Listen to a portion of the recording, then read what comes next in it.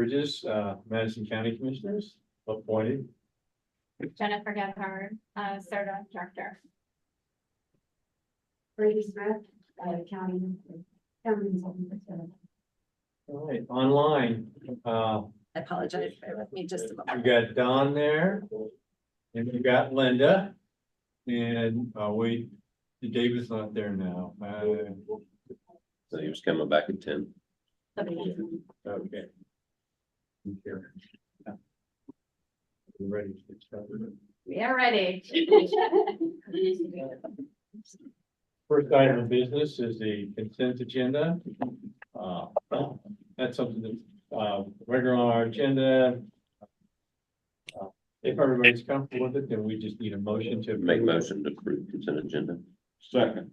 Nathan, made the motion. Rob seconded. Is there any discussion on the resolution for the consent agenda? If not, all those in favor of, we're going to roll call. So what you want to do? Yes. Okay. Jen?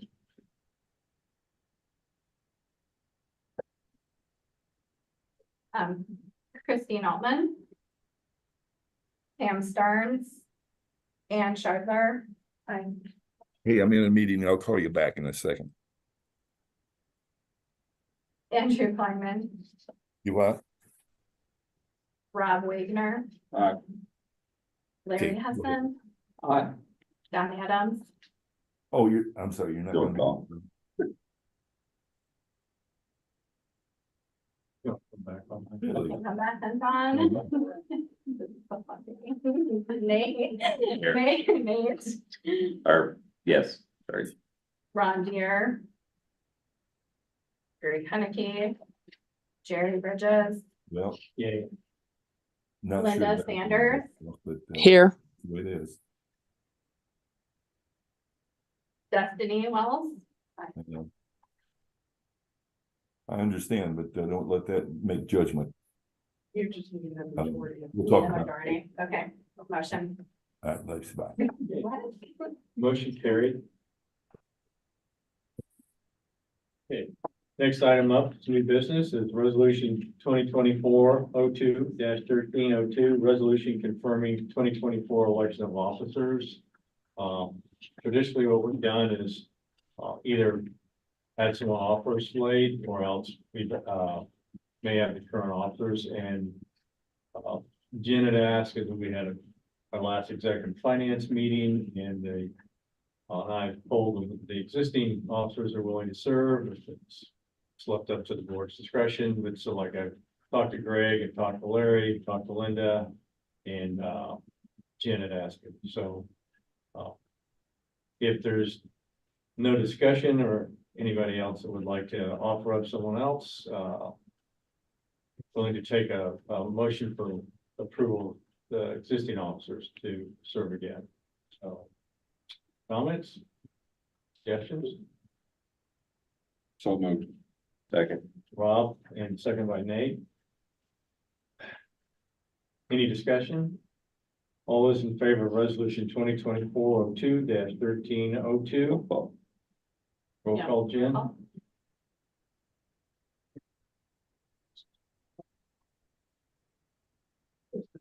Okay, all right. Ann. Aye. Rob. Aye. Larry. Aye. Don. Hi, Nate. Aye. Jerry. Aye. Linda. Aye. And Destiny. Aye. Next item of business is resolution 2024-02-1303, authorizing 2024 signatures or signatories for the banking purposes. Jen, you want to go ahead? I think we can, that's what I'm looking for, not have to approve this resolution, if they're staying the same. I added this resolution into the packet in case there was going to be a change and, with the executive committee. Because therefore, since there's not going to be a change, we don't need to change the signatures on the bank accounts. So we can go ahead and skip the resolution. Okay, thank you, Jen. New business C, resolution 2024-02-13-04, resolution to approve American Structure Point invoice. Do you want me to leave? No. Oh, okay. Move the approval. Larry, made the motion, a second? Second. And second. We have a motion and a second for the resolution. Any further discussion? If not, Jenny, want to roll call? Yes. Anne? Aye. Rob? Aye. Larry? Aye. Don? Aye. Nate? Aye. Jerry? Aye. Linda? Aye. And Destiny? Aye. Motion carries. Thank you. Next item is B, resolution 2024-02-13-05. Resolution to extend American Structure Point contract for mobility management staff support. I'll chime in real quick. When Jen first became the director, one of the things we wanted to do was get some technical support for CIRTA and Jen. Phil was a former employee here. Phil's got a really good technical background. Phil also used to work for the NDNPO and back in the private sector again, but that was one of the reasons for why we had that contract. I personally would like to, for me personally, I'd like to see that extended. That's just me. It's not because I know Phil, I think it's something that we do need in terms of support for the staff, but I don't know if anybody else wants to chime in, Larry, or anybody else. Stories notwithstanding, Christmas story. Other than no gummies. No, Phil has been. All of his association with CIRTA has been outstanding.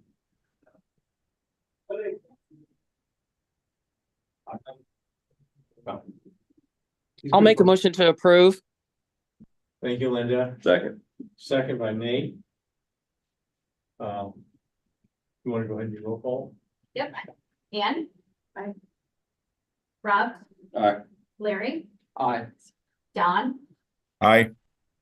Nate? Aye. Jerry? Aye. Linda? Aye. Destiny? Aye. Thank you. Next item up is item B, resolution 2024-02-13-06, resolution to approve updated sort of policy and procedure. Jen? Yeah, so recently CIRTA had a FTA echo audit looking at specifically our emergency funding such as our CARES Act grants, CRISA grants, and ARP grants. And one of the findings, the only finding that they found was that upon myself arriving to CIRTA, there was already a contract that was in place with the SRF group for the SRF study. And the contract had a expiration date on it that they thought that the project would be done by a certain date. And we decided that, well, when I came in, I was told that we were basically holding the final invoice till we got to the project to a point of completion on both parties, and this was something that SRF agreed upon. And they are recommending that we just include some language into our policies and procedures that has been included in this packet. That if the contract is going to extend past the original contract dates, that of course there would be some kind of written agreements with both parties instead of like just a verbal handshake, if that makes sense. And Philip, you were involved in that conversation. Did I miss anything? No. Christine's on. Hi, Christine. Thanks for joining us. This was just a contract, like, as you said, we were having difficulty trying to come to a conclusion of a final deliverable that was acceptable. And it just took a long time to work through the process. If you look in the packet, there's a page that begins grants 3, chapter 3 grants management policy. The part beginnings, section 3, contract compliance and periodic review. That is the section that we added in response to the FTA audit. To the corrective action. That was what they wanted us to complete. So this is basically just approving that we are adding that language to our policies and procedures per the FTA recommendation. Does anyone have any questions? Motion to approve. Have a motion by Nate, we have a second. Second. Linda, second. Didn't you want to do a roll Yeah. call? Christine Altman, Aye. Anne, Aye. Rob, Aye. Larry, Aye. Don, Aye. Nate, Aye. Jerry, Aye. Linda, Aye. Bethany. Aye. Next item up is resolution 2024-02-13-07, resolution to approve CIRTA 3-year strategic plan. So do you want to actually have a presentation? Yeah, first? so at this point, I would like to, let David Johnson with Transpro Consulting, give our strategic plan presentation. A majority of you, not all, but a majority of you participated in our strategic plan workshop, last year. And the team has been working, internally to come up with some great metrics, and I'm excited to present this to you guys, and then we can go from there. Thanks, Jen. Good morning, everybody. David Johnson with Transpro Consulting. Pleased to present the proposed final version of the Connect Central Indiana 2026 plan. So a 3-year strategic plan guiding CIRTA through several success outcomes based on the work we did at our workshop in November. So we'll be highlighting today updated mission, vision, and values, the success outcomes that are driving this year's plan, for the first year version of the plan, and then work plan tactics that support that. So new mission and vision, you may recall, we tried to simplify things quite a bit, and we think we've succeeded there. So the new proposed mission is to connect people where they want to go with a vision, a forward-looking statement of everyone in Central Indiana can get to where they want to go. The values supporting that staff will reflect in their day-to-day work. Passion, I will bring passion for our communities and customers to work every day. Honesty, I will collaborate honestly with our regional partners to address the mobility needs of Central Indiana. And then transparency, I will ensure financial stability and transparency for all of our efforts. I'll pause there for any comments or questions. Nope. Okay. So the work plan is what the team, Jen's team will use to support their day-to-day work in support of the strategy. And how that's reflected is a work plan, set of tactics that has quarterly milestones that Jen can then use to report back the successes to you as the board for CIRTA. So over the course of the next year, there are 9 initiatives, and each one is assigned an owner and a team to help them achieve success. And each, as I mentioned, will have a quarterly milestones that will be reported on. Not every single quarter has a milestone, and that's just to acknowledge that there's not always an activity that is worth reporting back on, but every activity has at least several milestones throughout the year. So there are 2 tactics under community relevance, 2 under financial stability, 2 under regional access, 2 under economic impact, and 1 under customer experience. And those are the priority, that's the priority order that we established in our workshop. So under community relevance, the team proposes to do a contributor survey. This is a survey of people either currently or who are on the list to contribute or have contributed in the past to CIRTA financially to support ongoing operations. Also developing a board member succession plan to reinforce that community relevance by having the right people on the board and conveying that sense of relevance outwardly just by their presence on the board and how they're involved in the community outside of the board. For financial stability, we're really digging in on the community or contributor communication process. So, when Jen took over, there was a little bit of an autopilot on that. So the goal this year is to really dig into that, reevaluate the contributor ask, both the narrative and the relationship building that it can occur prior to the formal ask, and then also the actual calculation of what the ask is on a sort of municipality by municipality level.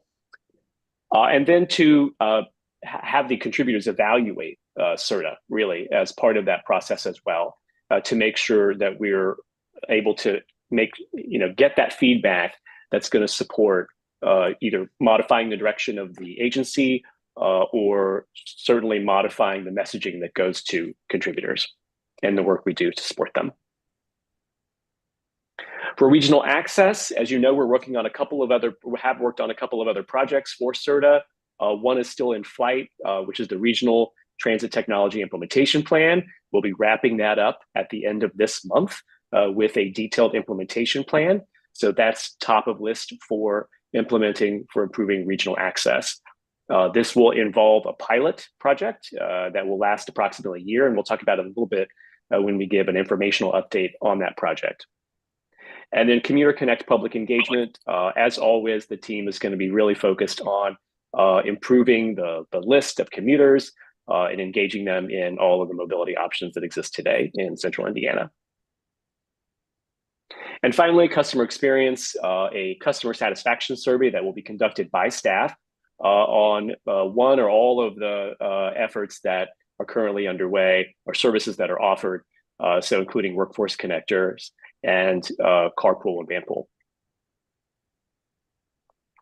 And then economic impact, implementing the workforce connectors recommendation that was in the study that was just completed, and workforce connectors expansion strategy, developing that so that there's a template that can be used with other communities that express interest in improving job access through public transit. So the next steps for the plan, other than proposed adoption today, are regular reporting of progress towards achieving these success outcomes and all of the work plan for 2024.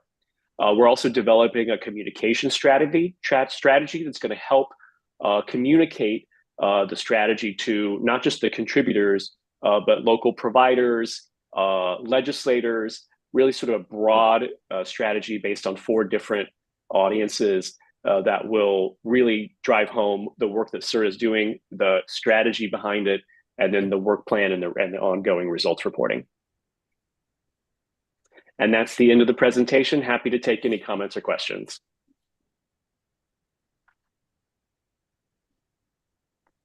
Does anybody have questions of David?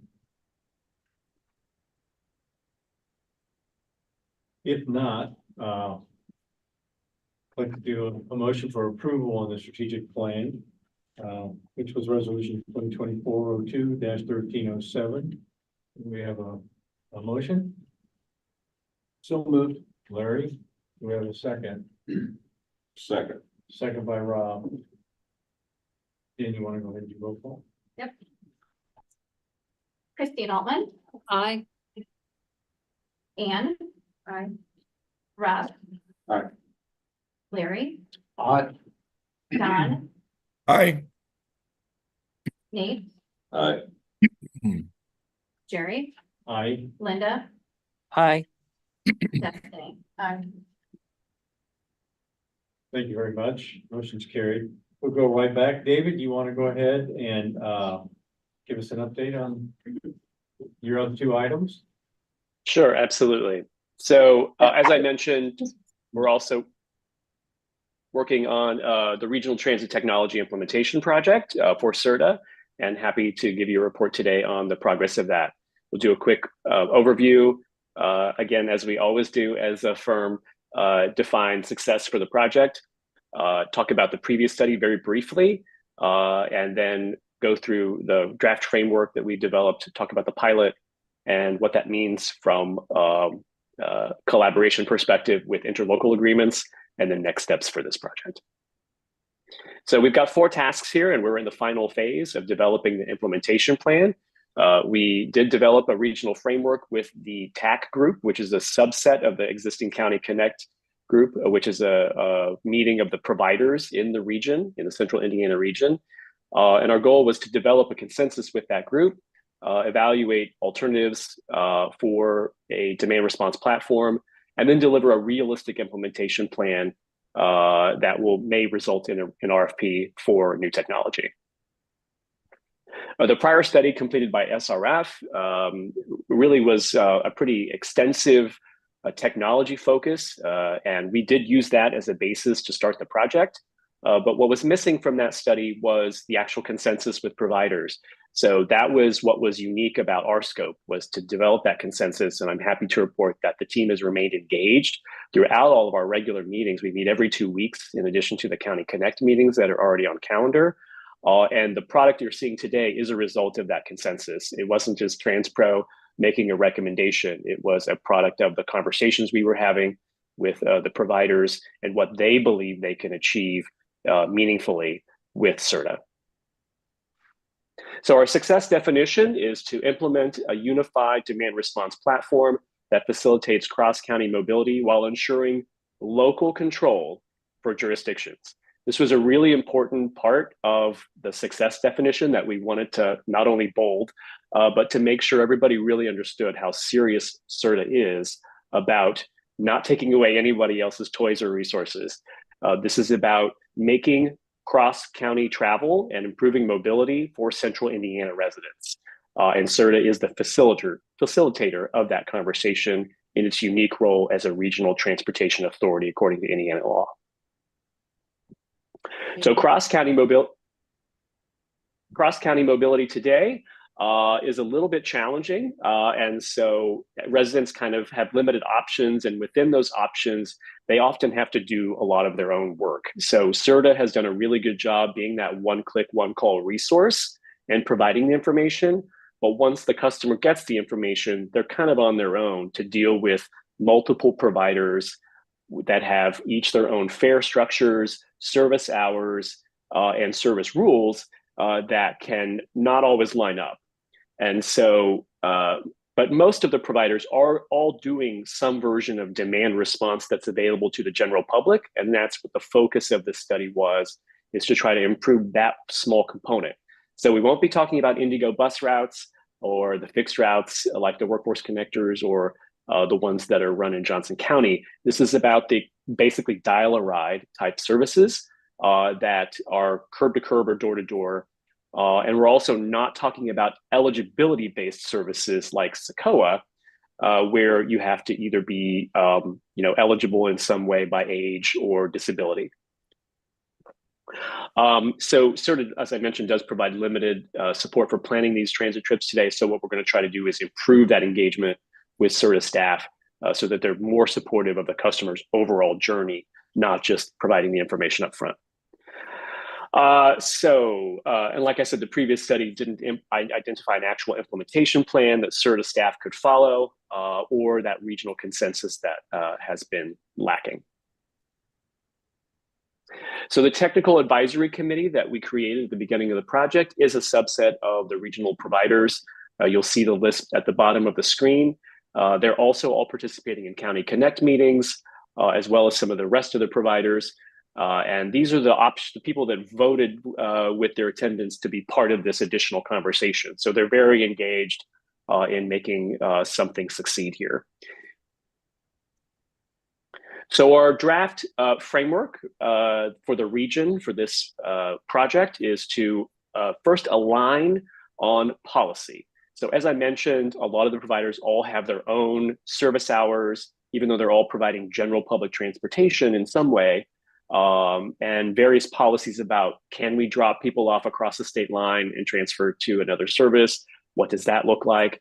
So we're really trying to align all that, and we're going to do it with a pilot where we're using 2 providers, one in Hancock County and one in Hamilton County, and they are adjacent to each other. So that's kind of the other focus area here, is we're trying to just really work on the counties that are next to each other and where there already may be a transfer point. And we're going to test this with the pilot. And part of that is to develop an interlocal agreement between the two providers, CIRTA, and the two counties that fund those services. And we'll be putting that in front of those governments as soon as it's had an internal review with CIRTA. Phase 2 is to coordinate beyond the alignments. So talking about fares, everyone's got a different fare structure, and trip planning. And again, the service hours and the service boundaries all vary, even down to, how early you have to make a reservation. And then the systems themselves that support that, which was the genesis of this project. It's a great coincidence, maybe not a total coincidence, that 4 of the region's providers are already using the same software. So rather than, this is where we're pivoting away from the SRF study, where they basically were developing a big scope that could be used to procure something off the shelf or even custom. We're just saying, look, we're already using this system for 4 providers. It is totally capable of supporting all the work we do in the region when it comes to demand response, and a little bit of fixed route as well. CIRTA will also be potentially procuring a demand response system to support workforce connectors. So let's just try to make all this try to work together, and then also have a plan future, which would be phase 3, integrate, where we do a joint procurement if that's all successful. And that joint procurement in phase 3 could be just for fare collection or the demand response system, and also tools like regional vehicle tracking and IVR. And IVR is basically an acronym for voice prompts that can tell you, not everybody has a smartphone, so this system could call you and give you an update on when the vehicle is arriving, or if there's been a cancellation or something like that. And then phase 4, which is not in scope for our study, but we just wanted to put it on there because it ties back to the strategic plan that we're helping you with, and that's regional funding. So, and possibly even regional cross-county service delivery, which was a main original goal of CIRTA, was to eventually deliver on CIRTA services that would cross county lines. And so that's the implement phase. And so we wanted to keep that on the radar, to know that we're looking towards that final goal, even though it's not technically in scope for this implementation plan. Along the bottom, you'll see, the top part is what the providers in CIRTA are going through. And then Central Indiana residents will see or experience an evolution of the one call, one click concept. And we've kind of evolved the language a little bit. So that first phase plus, then next, then together, to sort of match up with the align, coordinate, and integrate phases, so that they know that it's the same essential function, right? One call, one click for trip planning information for transit in Central Indiana, but that it's going to improve and evolve over time to be more useful and reflect the integration that the region is seeking with the project. Some timelines, these are just our best guesses on what it might take. We've already heard some rumblings that it may need to take a little bit longer, especially up front with the interlocal agreements. I will note that interlocal agreements are required when 2 governments try to share resources or do something together, required by Indiana law, or that's our read of it. Obviously, we'll want each jurisdiction's legal resources to weigh in on that and what the form of that is. And we have proposed something that we'll talk about on the next slide. So that's about 3 to 5 months after the plan is complete, of course. And then the coordination phase, then after that first phase, another 6 to 18 months, and then integration 2 to 4 years, and then big implementation, again, not in scope for the plan, 5 to 7 years out. And we know that this stuff has been in progress for 20 years. So, hence the hesitation to say that it really would take just 5. So a little bit about the pilot that will inform the first phase of the project. So this is just a very simplified workflow of how we see the pilot working. Because already we have some providers making transfers of customers from one system to another at a defined transfer point that CIRTA manages that list and the map and even the signage at those locations. This is to reinforce that and to also publicize to make sure the customers know that they can actually make these trips rather than just calling CIRTA to figure out how to get around cross county. So there will be some promotion, marketing, and outreach on this as well as part of the pilot. So the customer would contact CIRTA ideally as the sort of regional provider and information sharer, or the individual providers to reserve a cross-county or county connect pilot trip. And CIRTA or the provider would input the trip details into this shared system. The two pilot systems, Hamilton and Hancock, are all on what's called TripMaster. So they're using the same software, and we've been in contact with that vendor, and they believe they can support this in a really meaningful way so that there's actual data sharing in the initial pilot for round trips. The scheduling provider then confirms the trip with the customer, and the originating provider brings the customer to the transfer point and collects an $8 fare. So if you know anything about fares with the region's providers, that's essentially double what the two counties are providing. So we're trying to simplify the messaging here about fares. And if you're making round trip travel, this first leg will cost you $8. Yes, you could do the math yourself and know that Hamilton charges $4 and Hancock charges $4, but we're promoting it as cross-county trips, round trips, ideally supporting workforce and healthcare access, and that there's a simplified fare, at least part of the marketing and outreach. And in this case for the pilot, we've defined a new transfer point at Fortville. And so we're in progress with defining that and getting signage up. At the transfer point, and this would be a coordinated trip between the two providers, the second provider picks that person up, does not collect a fare, and then takes them to their final destination. On the return trip, it's the opposite. The originating provider on the return is the one who picks them up, has the trip scheduled, and also collects the fare for both legs of the trip. That way, no money is exchanging hands. There's no financial impact to these limited staff organizations, and that was really, really important to them for supporting this effort. The interlocal agreements, again, really our focus in bringing this up at the beginning of the project was to provide confidence to customers. If we're going to promote cross-county trips, have customer confidence that that service will be there if the handshake agreement for some reason, were to dissolve or no longer exist. People change jobs and people go in and out of office. So we think this is really important to support that. As it turns out, it's also essentially required by Indiana law. If two governments are going to coordinate like this, that it needs to be codified in an interlocal agreement. So these are essentially contracts between governments, and in the case of this pilot, will also include two nonprofits. Interlocal agreements must state the purpose and the duration. In this case, the purpose is to improve cross-county travel and to determine the feasibility of doing more in this space. And then the duration is a year. It must be approved by each fiscal body that's a party to that. And that's specific language from the statute, and then be filed with the county recorder. And so we know that there are members of county governments on this board, and so we wanted to pause here and kind of get a reaction to this. And this is new for CIRTA and new for some of the providers as well, and just wanted to pause for questions. So the MOU plan is to make that just for 1 year. And the reason I asked for term is in Boone County, I was part of one that they stepped out of an MOU that was a longer term because you can't bind future councils. And they found a way to get out of the MOU. So I was just curious if we made this, how long is it going to be? Obviously, people are in place, but if you have a big enough flip of a council, one of them could take a new direction and step away.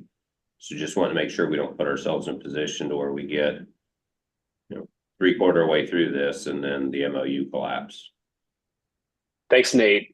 So we're proposing a year for the pilot. We haven't really talked about a term beyond the pilot, but good point about councils and commissions changing. We just saw that in November, right? So it'll be interesting to see how the elected officials respond to a request for a certain term. I think a minimum of a year with a possibility to terminate that with a 60-day notice to customers. That's what we've put in the pilot draft. And so that would, I think, be the minimum, because doing anything in less than a year can be kind of difficult in this space, really in government in general, just because of the time it takes to get things set up and the resources you have to apply and allocate. So that would be our suggestion. But good point to bring up. Thank you. David, to be clear, the MOU is between the providers, not between the county governments per se, correct? Originally, we thought it was going to be just the providers, but the providers themselves suggested, because the county governments are providing them funding, that they also be included as parties to the agreement. So it is now proposed as a 5-party agreement for the pilot, and subsequent agreements, that would probably be up to the individual providers. But in the case of Hancock and Hamilton, which are Janus and HCSS, they both suggested that their funding county governments also be parties to the pilot. So I suggest we not take any more time going down a legal rabbit hole here. There's a distinct difference between an MOU and an interlocal agreement. This is a contract, not an MOU. And there's more requirements to an interlocal agreement than what he just talked about, which I'm not being critical, but that's not particularly important for today's discussion. Just one question. Is it contemplated that the model interlocal agreement would be for 1 year with the understanding that it would be tweaked then for subsequent years? Yeah, I mean, the reason you pilot is to try new ideas and to see if they work, right? And to see what data you collect. It's worth noting that no one is tracking actual cross-county trips today. So there's a big black hole with data here. So that is one of the big reasons to do the pilot, is to make sure we can actually see what the demand is. We have anecdotes and individual providers tell us about trips they provide across county lines, but we don't have a data set to confirm how big this problem is. In fact, just the other day, we had a big discussion about whether this could be used for job access. I think there's an assumption that putting 2 demand response trips together that are separately provided would be too much for a commuter to handle. But we already see that happening with the fixed routes that are supporting workforce connectors today. Some of those trips are very long. The connections are particularly complicated, but they are 2 different providers, and the trip distances can be pretty lengthy, and people are doing that today. David, real quick, I want to ask Ian another question. Because Nate, you brought up a really good point. So we get through the pilot and it looks like it's going to be a workable model. So then we start to set up interlocal agreements between all of our counties. Question I have is that, it says purpose and duration. Do you have to have a definitive date for the duration, or You do have to have a duration. okay, could you set that up and say, let's just say it's 10 years. That's what you wanted, and say, to be automatically renewed. No. Okay, so definitely if it's like whatever term it is, Mhm. then it would have to be revisited. Okay, all right. Good clarification, thank you. I did have a question about demand, and I think I heard you, David, say that there's a black hole we don't really know, but is there enough anecdotal to know that people from Hamilton want to go to Hancock and back, vice versa?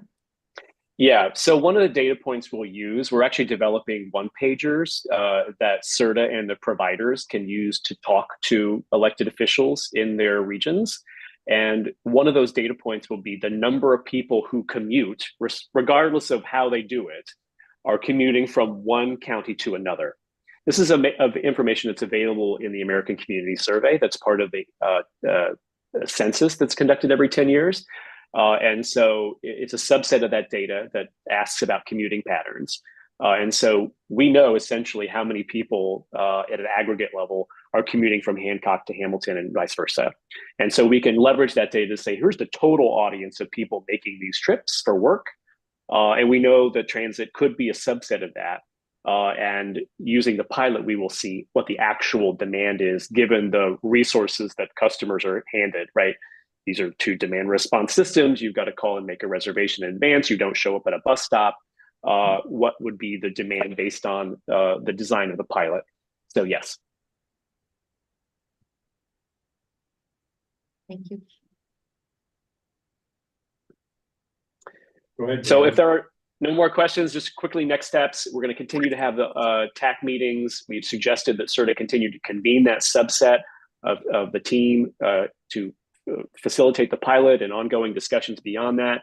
As I said, we'll develop an implementation plan and deliver that by the end of the month to staff. And the pilot project, the start date for that is still to be determined. But again, the agreement, 1-pager, some process documentation to help the teams manage the pilot, and then the technology coordination with Tripmaster, the vendor.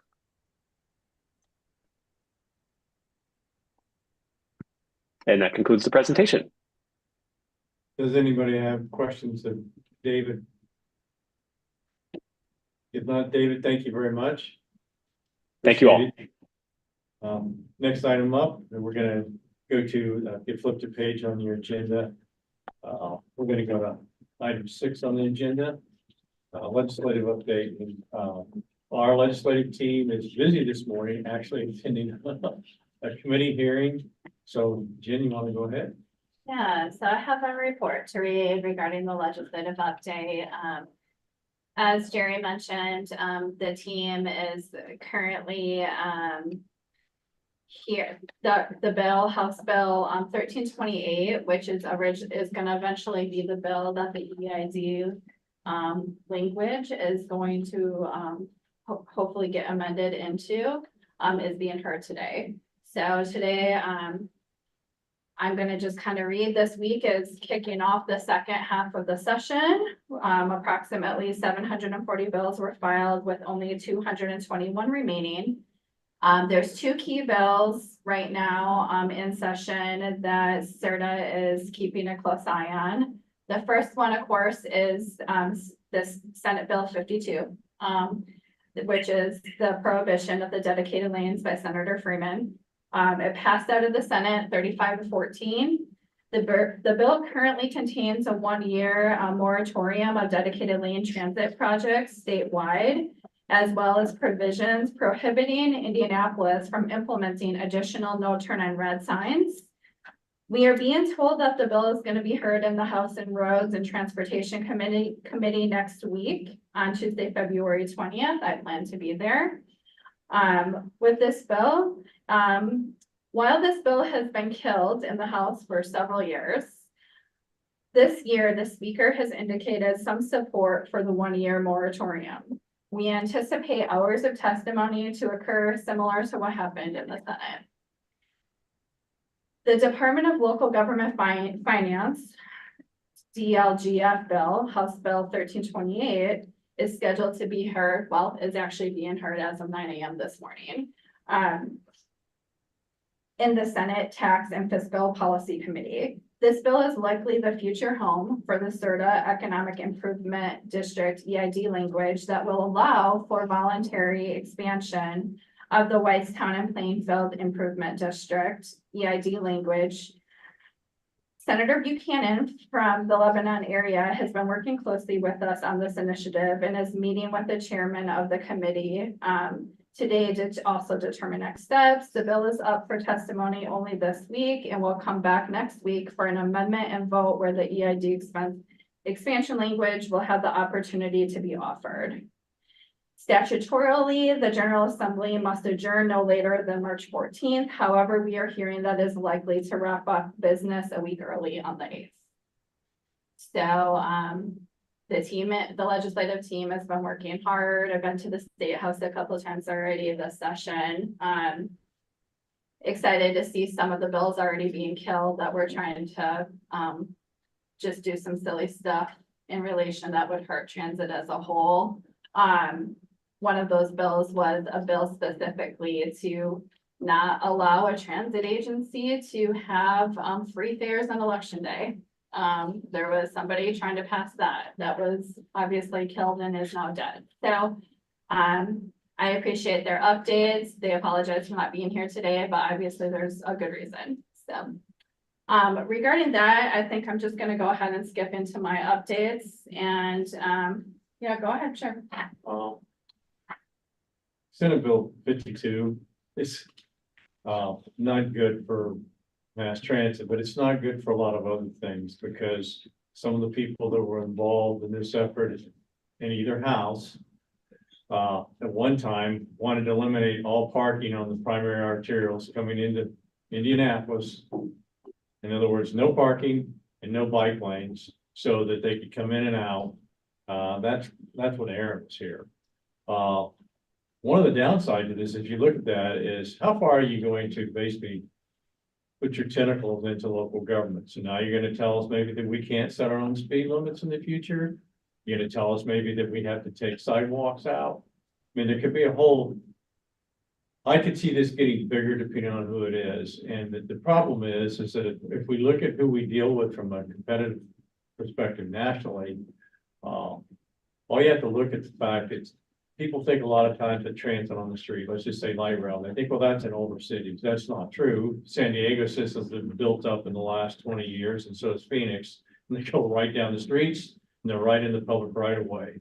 San Diego, because I've ridden a lot of times, sometimes you'll be on the, let's say, you could be on the north side of the street, and it literally will cross like a scramble and have dedicated time to go to the other side because of right of way issues they had when they were doing that system. So that system may weave in a few places from one side of the street to the other. And it's all within the public right of way. We all don't have to go any further back and look at what Amazon was looking at when they were choosing where they wanted to locate their two major facilities. And one of the primary criteria was how robust was your transit system? And so this is not just a situation of moving people from A to B. It's also a situation that deals with potentially future development and prosperity for our communities. And we have a situation where we have a rural dominated legislature, but we have an urban dominated state. I think we all know that, but my thought here, for me personally, is that hopefully you'll take this back and maybe you can attend or you'll notify other folks that you may have, that you have connections with, to go and go to the legislature and listen and maybe also testify. The real question is, I think that they're starting to get into some engagement in terms of and really interfering. They do a lot, but in this case, how do we move people in our communities? And so that's just my 2 cents worth. So if anybody else wanted to speak to it, feel free. Yeah. Destiny, you have This is anything? Destiny. I'd like to speak. I have a couple of questions. One, I want to note, being involved politically, that this has been a lightning rod issue. Living downtown in Indianapolis around the transportation system, we're seeing new voters, new people interested in voting because they're understanding that local control can be all the way to, down the street at the bus stop. And so my question is, so with the committee hearing on February 20th, is CIRTA looking to do any type of earned media opportunities with regard to that?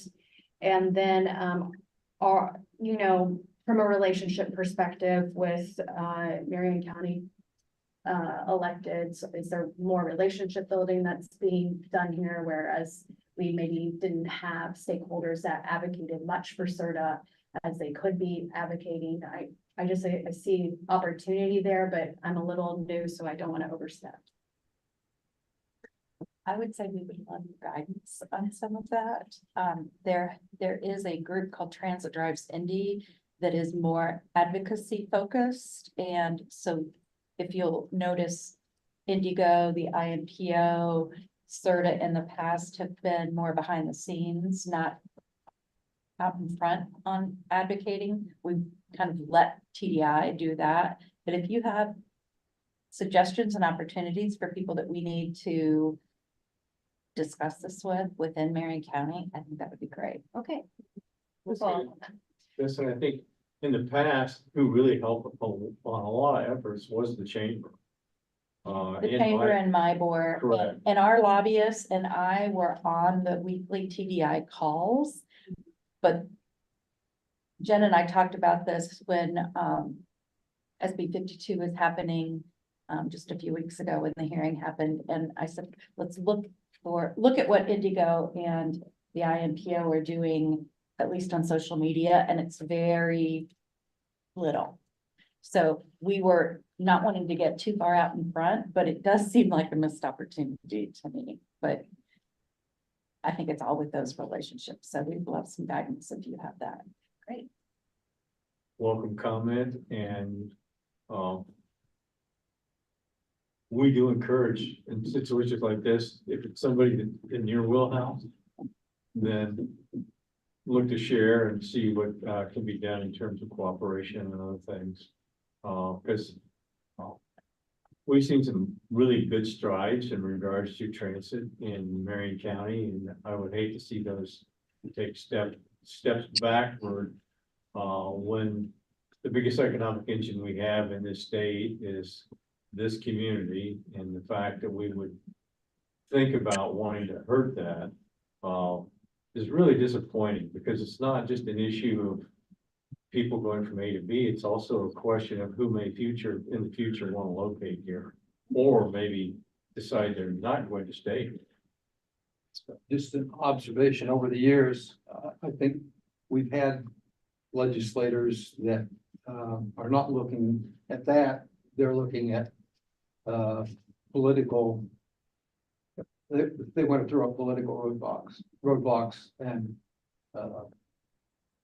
it's to the detriment of the advancement of the state and the community. And I don't know how you get to those folks. They're wacko. And I won't mention any names, but there are some that come to mind. Well, and because of that, because of the high stakes and because of that lack of rationale, it's just such a attenuated situation where even in your advocacy, you could do more damage than good.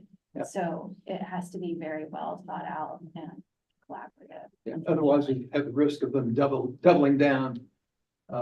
It's a bad situation to be in. Annie, you want to throw anything?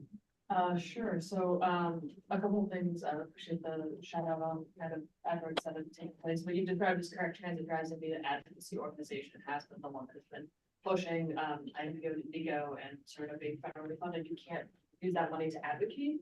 But what I can offer is Indigo just released their Transit is Essential guidebook, and that has, like, with this PRT investment, you're getting over 200 new traffic signal upgrades along Washington Street alone. Red Line brought in X amount of economic development dollars and investment. I can say from the IMPO perspective, we have multiple kind of safety initiatives and data points that we can provide for the region. So we can provide that data. Washington Street in our 2023 risk scoring just scored the entire way across the entire county. It scored in the top 2 categories for risk for all officers. So we can provide data points like that. We have a crash dashboard that tracks fatal and incapacitating crashes all the way back to 2015, as recent as I think August of 2020.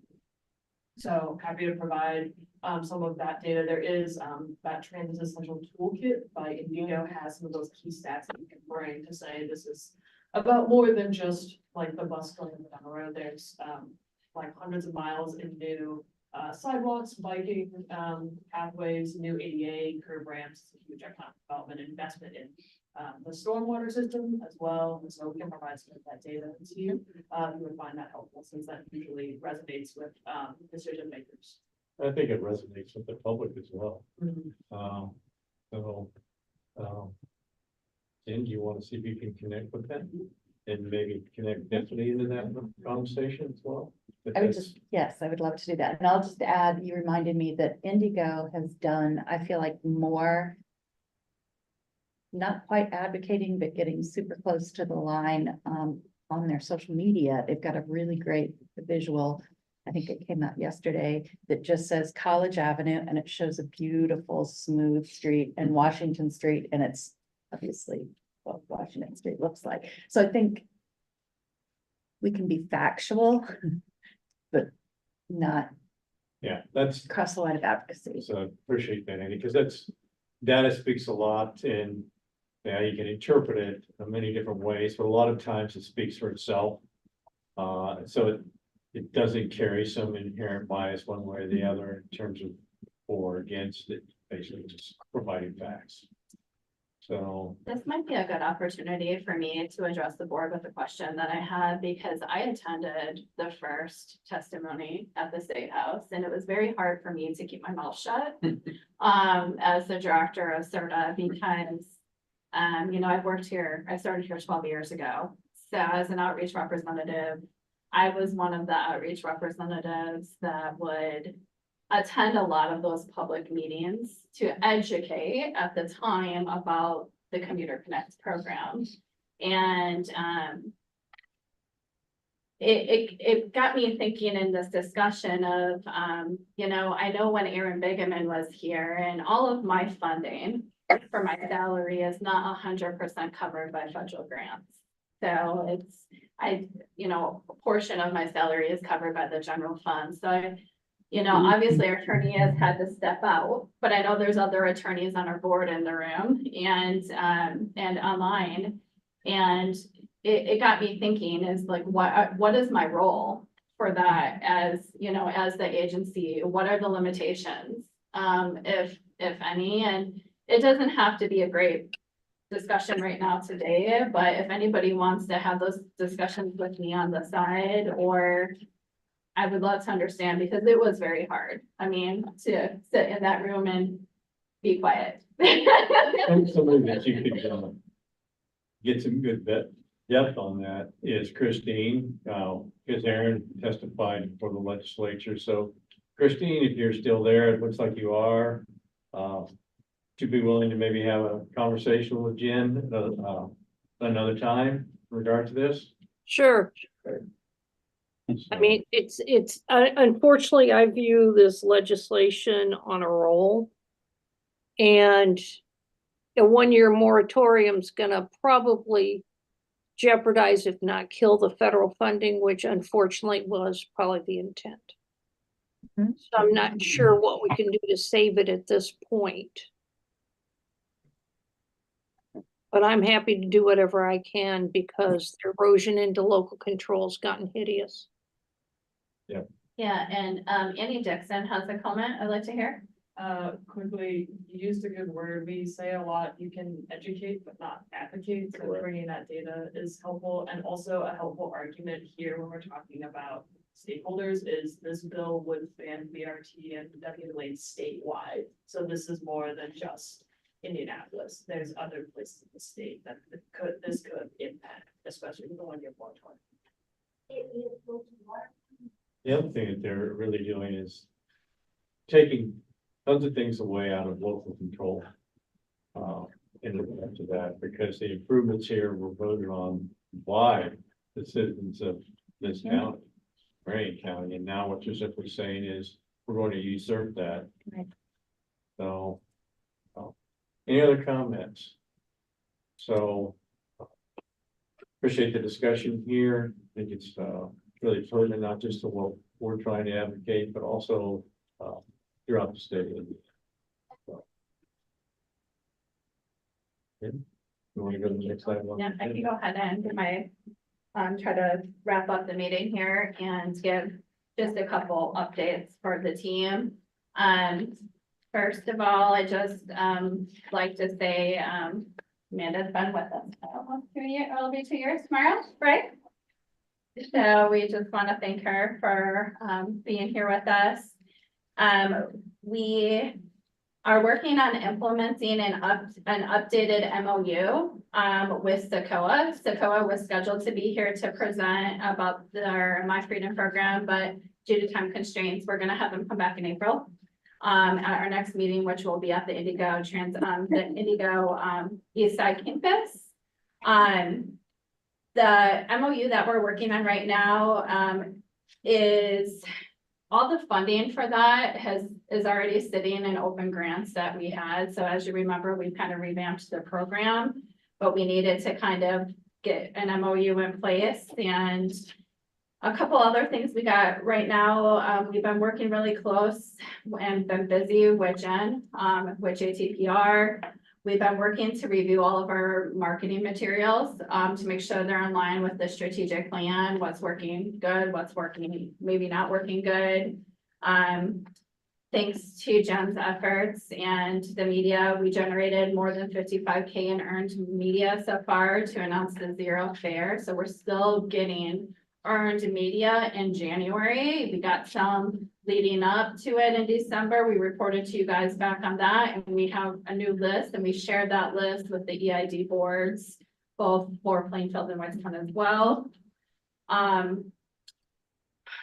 Right now with the connector study, just to kind of give you an update, we're using this first quarter right now to get some quotes and some things on software implementation, and then working to have individualized meetings with both the Plainfield and Whitestown EIDs, as well as the boards, to make sure we have buy-in. And the reason why that's so important is because if we start to implement and transition into these projects, it's gonna require some upfront investment and software costs.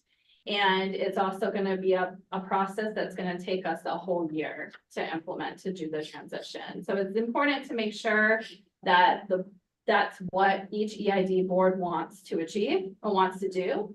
And do you have anything else you would want to say on that? That's where we're at with the process. We're meeting with, I think it's next week, we're meeting with Whitestown, and then we are presenting, and we've been chatting with Cinda Kelly on this topic, but we are presenting to their board in April.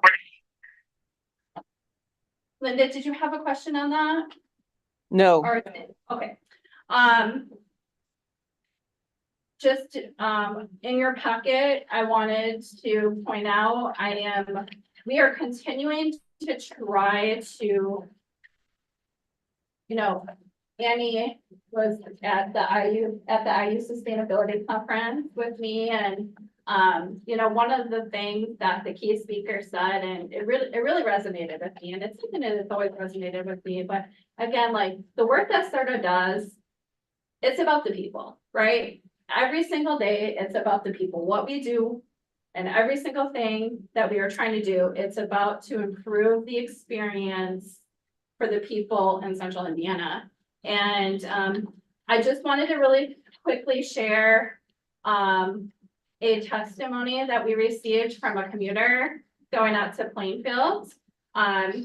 His name is Kevin, and in your packet, in Dave's report, you can see this, and a great picture of him, but I'm just gonna read it. It says, I just celebrated my 6th work anniversary at Detroit, Riemann, and Plainfield. When I started, I didn't have reliable transportation due to a suspended license, but I found out about the workforce connectors. 5:10 a.m., downtown pickup, and problem solved. I credit the connector for getting me to work on time every day. Now I have my license back and I'm growing with the company. So this is just another unique example of how the connector is helping somebody be successful and grow in their community, and because of the workforce connector model. So just wanted to share that with you. Couple other quick updates. Dave is attending some training for the organization in Chicago coming up here at the end of February through the FT, through Region 5 that they're having, some procurement and finance management training. So we're excited for that. Amanda and I will be heading to Ohio in the middle of March. We are connecting with the Mid-Ohio Regional Transportation Commission, and we're going to be discussing some best practices in the TDM field, which is our carpool rampool program, with best practices, as well as I'm hoping to meet with them because in the state of Ohio, they have a mobility management network. So right now, CIRTA is one of the few organizations in the state, maybe the only in the state, that has a mobility manager. And in Ohio, they have a mobility manager in almost every single county. So I want to learn more about their program, mobility management as a whole, how that got implemented, things to that extent.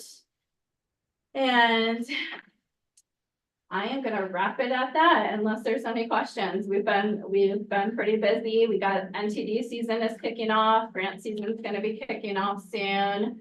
And we'll be having our next state Board of Account audit in May. One more thing to add, Jen and I actually did an online yesterday with the Yes. monthly NPO. Thanks for reminding me of that. Most of you that have been here for a while know that Laura Moody used to be the representative from there, and she was the executive director of their planning department and the NPO. She unexpectedly passed away a year ago, November of 22. One of her former staff is actually took the position, which is Kylie Schwackhammer. So we're hoping that their commissioners may approve her being on the board. And if so, then we hopefully expect to see her in April.